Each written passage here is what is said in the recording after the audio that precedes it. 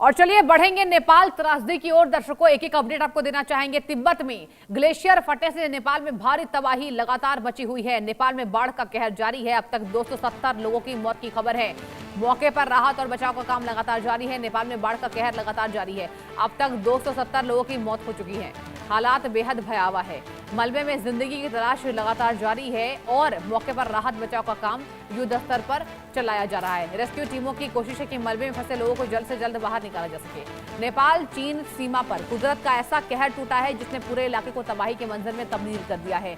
रसुआगढ़ी में भोटे कोशी नदी की बाढ़ ने भारी तबाही मचाई है। नेपाल के राष्ट्रीय आपदा जोखिम न्यूनीकरण और प्रबंधन प्राधिकरण के मुताबिक इलाकों से अब तक 270 शव बरामद किए जा चुके हैं और इनकी पहचान की प्रक्रिया लगातार जारी है। यानी कि कुल मिलाकर नेपाल में भयंकर त्रासदी की तस्वीरें और जिस तरीके से नेपाल में हाहाकार मचा है, आप सोचिए बेचारे बेबस लोग, उनका क्या गुनाह था, क्या ऐसी गलती थी जो कुदरत ने इतना बड़ा कहर उनके ऊपर मचाया है। मौके पर रेस्क्यू ऑपरेशन लगातार जारी है। और देखिए, इस बड़ी खबर पर अहम खबर पर मेरी संवाददाता भावना भी मेरे साथ हैं। भावना, देखिए बेबस लोगों की आखिर क्या गलती थी, इतनी बड़ी त्रासदी लोगों ने झेली और वाकई जब हमने विजुअल्स देखे हैं तो ऐसा लग रहा है भावना ये बाढ़ नहीं है, ये प्रलय है। क्या कहेंगी?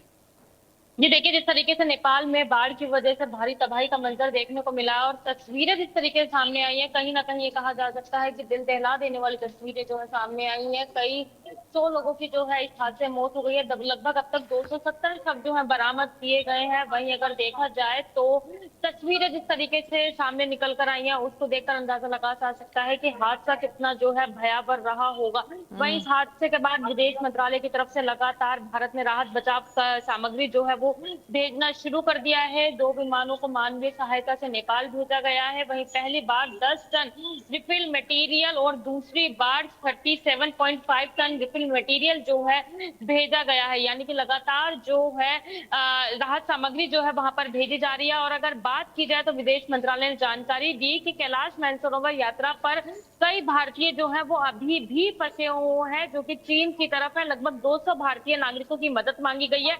वहीं चीन ने मिशन उस रेस्क्यू जो है उस पर काम शुरू कर दिया है और लगातार फंसे हुए लोगों को जो है बचाने का प्रयास किया जा रहा है। पश्चिम बंगाल से 32 भारतीय नागरिकों को स्मार्ट ट्रैवल के माध्यम से यात्रा पर थे और 23 भारतीय नागरिक का केरल ग्रुप नेपाल में थे। वहीं इन लोगों को भी जो है लगातार बचाने का जो है कोशिश किया जा रहा है। वहीं इस सब चीजों को लेकर जो विदेश मंत्रालय रणवीर जायसवाल हैं, उन्होंने कहा कि उन्होंने पीएम मोदी ने नेपाल के पीएम से बातचीत की है। भारत की हर संभव मदद का भरोसा नेपाल को दिया जाएगा। वहीं जिस तरीके से 288 भारतीय नागरिक कभी संपर्क में नहीं है, इसी में 73 नागरिक वहां पर एक पावर प्रोजेक्ट में काम कर रहे थे, तो कहीं ना कहीं उन लोगों को लेकर भी जो है अब चिंतन जो है वो शुरू हो गया और सभी को जो है बचाने की कोशिश की जा रही है। जानकारी ये भी सामने आ रही है, नेपाल में जब तबाही के बाद हजारों लोग प्रभावित हुए हैं। वहीं चौंकाने वाली बात ये भी रही है कि तबाही वाली जगह पर एक स्कूल चल रहा था, लेकिन अलर्ट मिलने की वजह से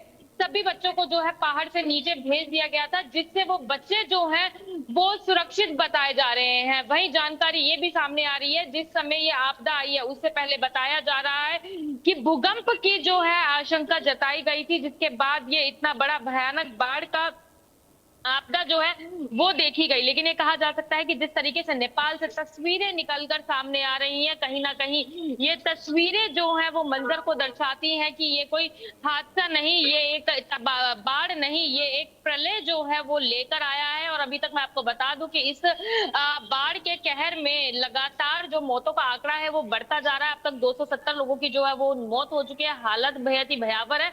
मलबे में जिंदगी की तलाश भी लगातार जारी है और मौके पर राहत बचाव काम जो है वो भी युद्ध स्तर पर चलता हुआ नजर आ रहा है। यास्कू तुम कोशिश कर रही है कि मलबे में फंसे हुए लोगों को जल्द से जल्द जो है वो बाहर निकाला जा सके। वहीं जिस तरीके से मैंने बताया कि लगातार प्रधानमंत्री जी से, नेपाल के प्रधानमंत्री से जो है बात भी की जा रही है ताकि हर मुमकिन मदद जो है वो भेजी जा सके और 288 भारतीय नागरिक जो अभी तक संपर्क में नहीं है उनको लेकर भी जो है लगातार मंथन किया जा रहा है। तो कहीं ना कहीं ये कहा जा सकता है कि नेपाल की बाढ़ की तबाही की तस्वीरें जहां एक तरफ भयानक नजर आ रही हैं, वहीं बचाव कार्य भी जो है युद्ध स्तर पर चलता हुआ नजर आ रहा है। भावना बिल्कुल ठीक कह रही हैं कि कहीं ना कहीं देखिए बहुत बड़े स्तर का बाढ़ है और इसे लोग महाप्रलय की ओर देख रहे हैं, क्योंकि 250 लोगों से ज्यादा की मौत। आप सोचिए कि जो विदेशी मेहमान थे वो भी लापता हैं, इवन इंडियंस भी लापता हैं, भारतीय नागरिकों के भी लॉस्ट होने की खबर है। और सबसे बड़ी बात तो यह है कि अब बीमारियों का सैलाब आएगा भावना। पहले तो बाढ़ आता है, फिर बीमारी आती है।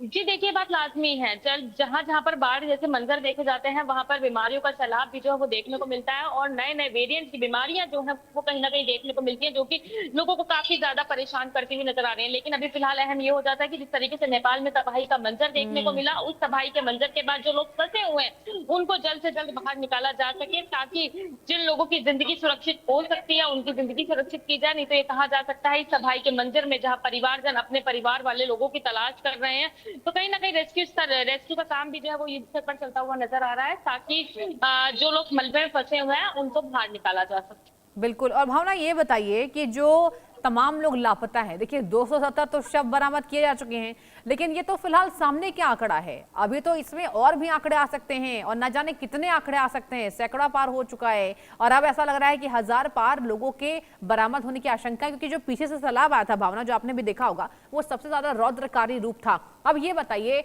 कि जो तमाम लापता लोग हैं उनका क्या कुछ पता चला है, क्योंकि सर्च ऑपरेशन लगातार जी जारी देखिए है। मैं आपको बता दूं, फिलहाल अब तक 280 लोगों के शव जो है वो बरामद किए जा सके हैं। और तबाही का मंजर जिस तरीके से हम लोगों ने देखा तस्वीरों में, किस तरीके से पीछे से एक भयंकर सैलाब जो है वो आता है, और उस सैलाब की चपेट में जहां हजारों मकान आते हैं वही हजारों की संख्या में लोग भी जो है उस सैलाब की चपेट में आते हैं। तो लगातार रेस्क्यू का काम जो है वो फिलहाल लगातार जारी है।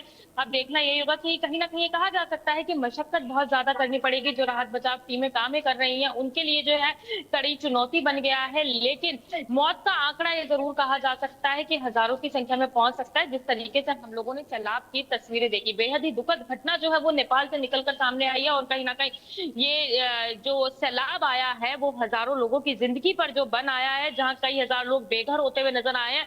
वही तस्वीरें हमने ये भी देखी है कि अपने परिजनों को ढूंढते हुए रोते बिलखते जो है अपने परिजनों को ढूंढ रहे हैं, और कई आई विटनेस भी ऐसे सामने आए हैं जो लगातार इस बात की गवाही दे रहे हैं कि जब ये सैलाब आया तो उन्होंने किस तरीके से अपने ही परिजनों को उस सैलाब का शिकार होते हुए देखा है। तो हर तरीके की तस्वीरें जो है वो नेपाल से निकलकर सामने आई हैं। अब देखना यही होगा कि आखिर राहत बचाव कार्य के बाद आंकड़ा स्पष्ट हो पाएगा कि कितने लोग जो है इस सैलाब का शिकार हो रहे हैं। चलिए भावना, बहुत शुक्रिया जुड़ने के लिए और तमाम जानकारी इस पर देने के लिए भावना।